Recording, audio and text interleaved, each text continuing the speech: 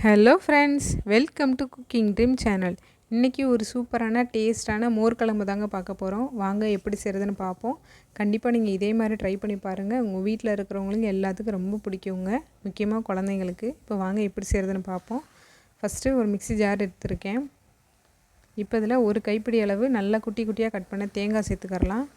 நீங்கள் வந்து கட் பண்ணி சேர்த்துக்கரல அப்படின்னா துருவி கூட சேர்த்துக்கோங்க. நான் வந்து கட் பண்ணியிருக்கிறதுனால இதை வந்து நல்லா நைஸாக துருவி எடுத்துக்கிற போகிறேன். எந்த அளவுக்கு நல்லா நைஸாக இருக்கணுமோ அந்தளவுக்கு நல்லா நைஸாக அரைச்சிக்கோங்க. தண்ணி எதுவுமே சேர்க்காமல் ஃபஸ்ட்டு இந்தளவுக்கு நல்லா துருவி எடுத்துக்கிறலாங்க.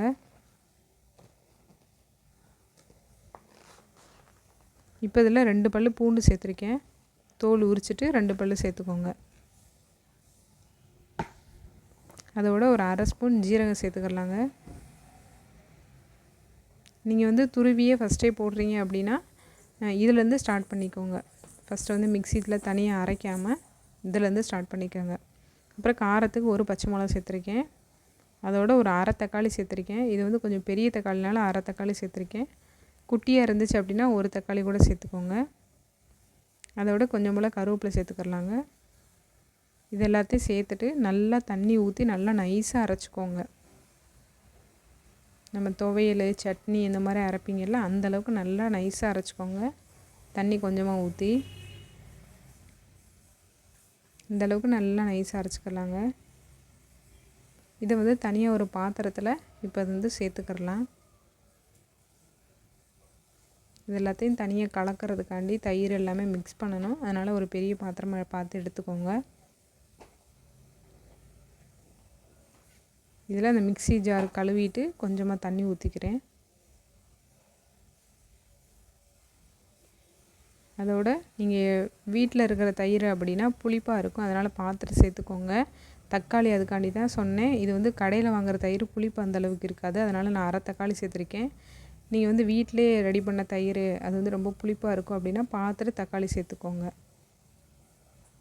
நான் வந்து 2 பாக்கெட் எடுத்திருக்கேங்க. அதோட கொஞ்சம் போல் மஞ்சள் தூள் சேர்த்துக்கலாம். அதோட இந்த குழம்புக்கு தேவையான அளவு உப்பு சேர்த்துக்கலாம். அதே மாதிரி புளிப்பான தயிர் அப்படின்னா உப்பும் பார்த்துட்டு சேர்த்துக்கோங்க. ரொம்ப உப்பு போட்டுறக்கூடாது. ஃபஸ்ட்டு பார்த்துட்டு கொஞ்சம் போல் போட்டு பார்த்துக்கோங்க. அதுக்கப்புறமேட்டு பத்தலைட்டா பின்னாடி சேர்த்துக்கலாம். ஃபஸ்ட்டே ஜாஸ்தி போட்டுட்டிங்க அப்படின்னா ரொம்ப ஜாஸ்தி ஆயிரும், அப்புறம் சாப்பிட முடியாது. இப்போ வந்து உங்களுக்கு எவ்வளோக்கு குழம்பு தேவையோ அந்தளவுக்கு தண்ணி ஊற்றி நல்லா மிக்ஸ் பண்ணி வச்சுக்கோங்க. இப்போ தாளிச்சிடலாங்க குழம்ப. ஒரு பாத்திரம் வச்சுக்கோங்க. தேவையான அளவு எண்ணெய் ஊற்றிக்கிடலாம். எண்ணெய் நல்லா காஞ்சதுக்கப்புறமேட்டு கடுகு போட்டுக்கோங்க. கடுகு வந்து நல்லா பொரியட்டும். கடுகு நல்லா பொரிஞ்சதுக்கப்புறமேட்டு நல்ல அதிகமான அளவில் எவ்வளோ கருவேப்பிலை போட்டாலும் நல்லா இருக்குங்க. கருவேப்பிலை போட்டு நல்லா பொரிஞ்சிடட்டும். இப்போ இதில் நம்ம எடுத்து வச்சுருப்போம்ல குழம்பு, அதை சேர்த்துக்கிடலாம். அடுப்பு வந்து நல்லா சிம்மில் வச்சுட்டு சேர்த்துக்கோங்க. அப்படியே மிக்ஸ் பண்ணி ஊற்றிடலாங்க. ஃபஸ்ட்டே அதனால தான் உங்களுக்கு எவ்வளவுக்கு குழம்பு தேவையோ அந்தளவுக்கு ஊற்றிக்கோங்க. தண்ணி சேர்த்து கலந்து வச்சுக்கோங்க. உப்பு பத்தலை அப்படின்னா இந்த டைமில் போட்டுக்கோங்க. ஃபைனலாக கொஞ்சமாக மல்லித்தழை தூவி மூடி வச்சிடலாங்க. மூடி வைக்கிறது வந்து ஃபுல்லாக மூடி வைக்காதீங்க, ஃபுல்லாக மூடி வச்சுக்கோங்க. அப்போ தான் வந்துட்டு தெரியும். இல்லைன்னா வந்துட்டு கொதிச்சிரும். இது நம்மளுக்கு வந்து குழம்பு வந்து கொதிக்கக்கூடாது. லைட்டாக அந்த முறையாக வரும்ல, ரசத்துக்கு வர்ற மாதிரி, அந்த டைமில் வந்து ஆஃப் பண்ணிடணும் அடுப்பை. கரெக்டாக பார்த்துட்டு சேர்த்துக்கோங்க. அதனால தான் இல்லாட்டா ஓப்பன் பண்ணி பார்த்துக்கிட்டே கூட ஆஃப் பண்ணிடுங்க. பாருங்கள், இந்தளவுக்கு நல்லா முறையமாக வரும்ல, ரசத்துக்கு மாதிரியவே. ரசத்துக்கு கூட கொஞ்சம் ஜாஸ்தி வர தட்டியும் வெயிட் பண்ணலாம், ஆனால் இது வந்துட்டு உடனே ஆஃப் பண்ணிடணும்.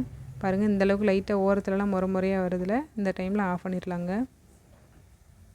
ஆஃப் பண்ணிவிட்டு ஒரு 2 நிமிஷத்துக்கு அப்படியே மூடி போட்டு மூடிடுங்க. அதோடய ஃப்ளேவர் எல்லாமே நல்லா பைய இறங்கும். டேஸ்ட்டு சூப்பராக இருக்குங்க. கண்டிப்பாக நீங்களே இதே மாதிரி ட்ரை பண்ணி பாருங்கள். பார்த்துட்டு உங்களோட ஃபீட்பேக்கை கமெண்ட்டில் சொல்லுங்கள். நம்ம சேனலை சப்ஸ்கிரைப் பண்ணி வச்சுக்கோங்க. நாங்கள் வந்து எங்கள் வீட்டில் சாதம் வடித்து மோர் குழம்பு வச்சு, இதுக்கு அல்டிமேட்டான காம்பினேஷன் அப்படின்னா உருளைக்கிழங்கு தாங்க. உருளைக்கிழங்கு வச்சு மோர் குழம்புனா எவ்வளோ சாப்பாடுனாலும் உள்ளே போய்க்கிட்டே இருக்கும். கண்டிப்பாக நீங்களே இதே மாதிரி ட்ரை பண்ணி பார்த்துட்டு உங்களோட ஃபீட்பேக்கை கமெண்ட்டில் சொல்லுங்கள்.